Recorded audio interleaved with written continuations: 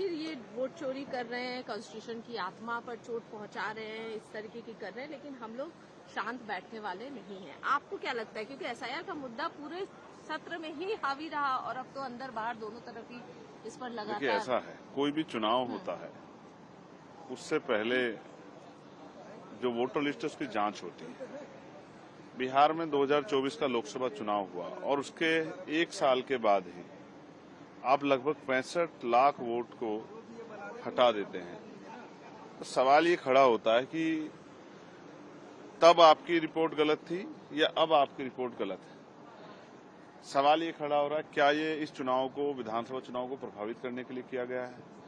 तो वोट की, चाहे एक वोट की चोरी हो या किसी तरह से उसको रोका जाए, वो सब है संवैधानिक, उस सब संविधान पर चोट है। तो मैं स्पष्ट रूप से कहना चाहता हूं, इस पर इलेक्शन कमिश्नर ने जो पीसी की है, मुझे ऐसा लगता है कि जल्द जो है वो अपने रिटायरमेंट के बाद किसी पॉलिटिकल पार्टी को ज्वाइन करने वाले हैं, क्योंकि उनकी जो भाषा थी एक जिम्मेदार अधिकारी की नहीं, एक नेता टाइप भाषा थी। मुझे ऐसा लग रहा था कि हम किसी बहुत गैर जिम्मेदार एक अधिकारी की जगह जो है एक पॉलिटिशियन को सुन रहे हैं, जो सवालों से बच रहा है और जो पूरे सवाल का राजनीतिकरण कर रहा है।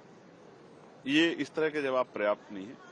सवाल पूछा गया तो आपको जिम्मेदार से जवाब देना चाहिए, और जनता देख रही है, जनता आपको भी देख रही है, जनता विपक्ष को भी देख रही है, जनता सरकार को भी देख रही है, और जनता के मन में भय भी पैदा हो रहा है, शंका पैदा हो रही है। इसका जवाब जो है, जब सुप्रीम कोर्ट से बड़ा कौन है देश में, जब सुप्रीम कोर्ट ने आपसे 65 लाख मतदाताओं का डाटा मांगा है, जो आपने डिलीट किए हैं, जो आपने हटाए हैं, तो फिर आप जो है अब देरी क्यों कर रहे हैं, इधर उधर की बात क्यों कर रहे हैं, क्यों पीसी कर रहे हैं?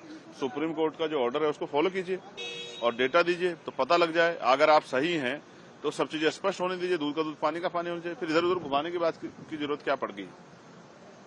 तो सवाल ये है कि इलेक्शन कमिश्नर कब जो है जवाब देंगे, कब डेटा देंगे, इसकी तरफ देश की निगाह है।